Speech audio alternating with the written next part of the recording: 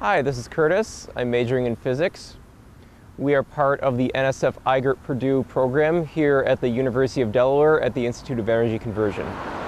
Hello, my name is Nuha and I am an electrical engineering major. Hi, I'm Bobby and I'm a chemical engineering major. Today, I would like to talk to you about the Mobile Solar Experimental System, or MSES. This consists of 4 photovoltaic panels on a cart, and as you can see, it's mobile. This was designed by 2 UD alumni named Eric and Corey, who are former members of SEIGERT. It is designed for educational purposes and is used in K through 12 curricula across the country. So today we would like to show you the components of the solar cart as well as give a demonstration as to how it works. The Mobile Solar Experimental Station is a complete photovoltaic system, including electricity storage and handling components. It has 2 multi-crystalline silicon modules and 2 single-crystal silicon modules. The modules can be arranged using any combination of series and parallel connections. Also, the modules can be tilted to give the optimal angle towards the sun. Electricity produced by the modules is stored in 4 lead-acid batteries mounted on the bottom of the cart. These batteries are very similar to the ones found in your car. Batteries allow us to continue to draw electricity even if clouds shade the sun. Shown here are the components for handling electricity. The 2 black boxes on the bottom are charge controllers, and the yellow boxes on top are power inverters. Charge controllers act as the traffic controller for the system. They regulate how much electricity can be added to the battery and how much can be taken out. They prevent overcharging and deep discharge of the batteries, which can be detrimental to the battery life.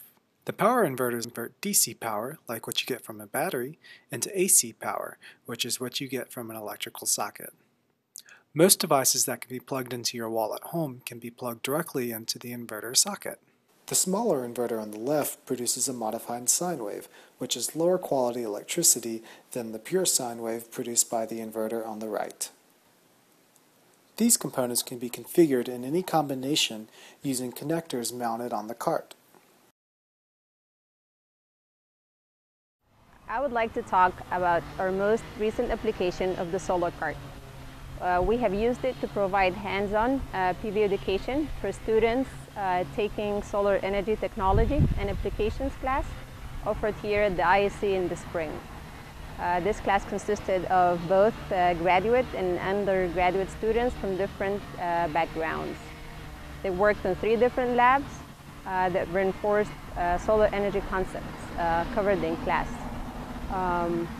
One of the labs that they did was to get familiar with basic solar cell parameters that influence the performance of a solar cell, such as the short circuit current and the open circuit voltage, which are the current and voltage produced by a solar cell with no external load in the circuit.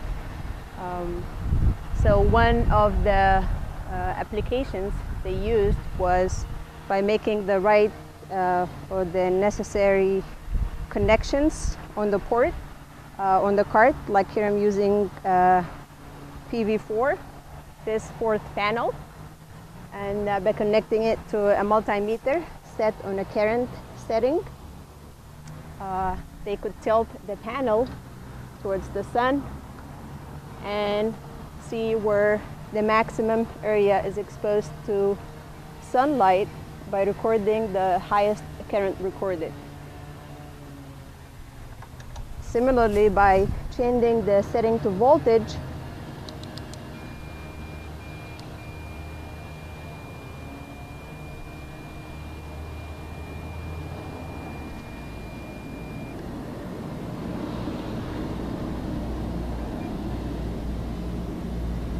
they record the highest voltage, and by comparing these 2 values to the module specifications given on the back of the modules, they could note the difference between actual measurements and measurements taken under standard test conditions.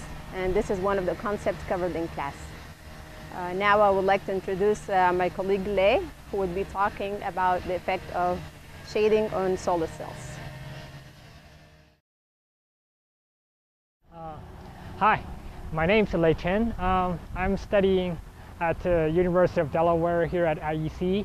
I'm under the contract from Arizona State University Quest program. Today, I'm going to introduce the effect of shading on solar module.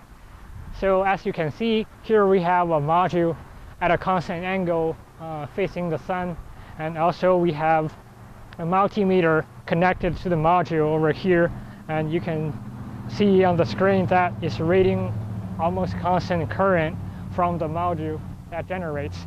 So now what I'm going to do is I'm going to use a piece of board to shade the module like this.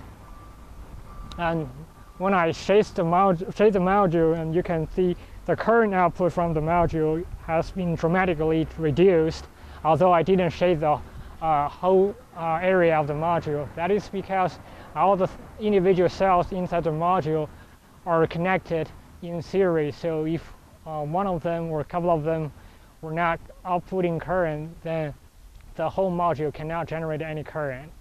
So that's the effect of shading. Next, I'm going to introduce my colleague Robert to talk about the effect of temperature. Hello, my name is Robert Lovelet, and I am another graduate student here at IEC and part of the Quest program. I'm going to be discussing the effect of temperature on solar cells. A lot of people in the solar course here at IEC were actually surprised to find out that solar cells perform best with a lot of sunlight in cold weather. I'm going to demonstrate here that this is because of the effect of temperature on the open circuit voltage. So I have here a cup of ice water and a solar panel here. We're not using the solar cart in this case because we don't want to damage any of the electronics.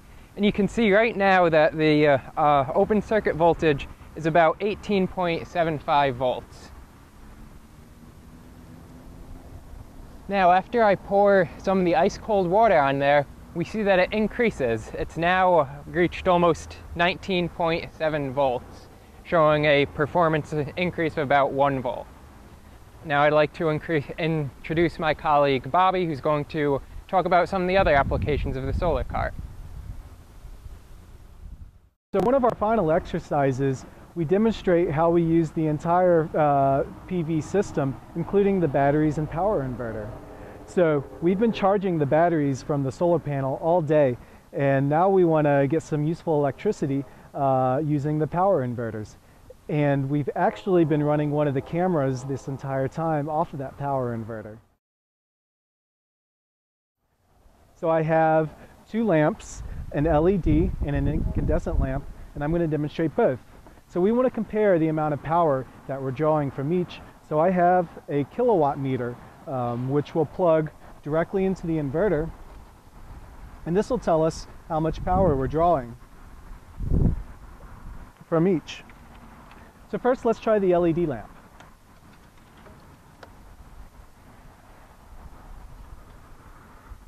As you can see, we've turned it on and we're drawing power from it. Now let's compare how much power we're drawing using the incandescent lamp.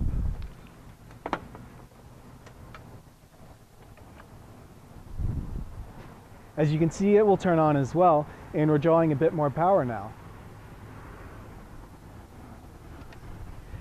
Now both of these inverters are rated to only 300 watts, so they'll run small appliances like lights or a fan, but they won't work for larger things. So we'll have Curtis demonstrate a couple of things that you won't be able to run off the system.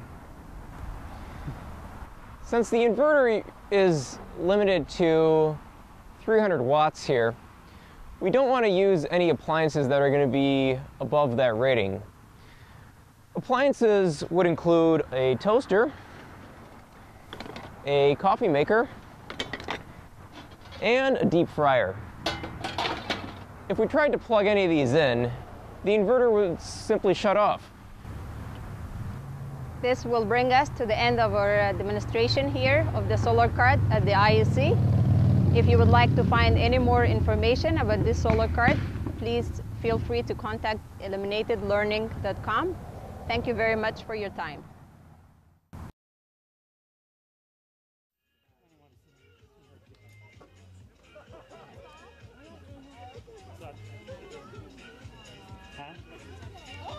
Do you know the problem? We just got ousted.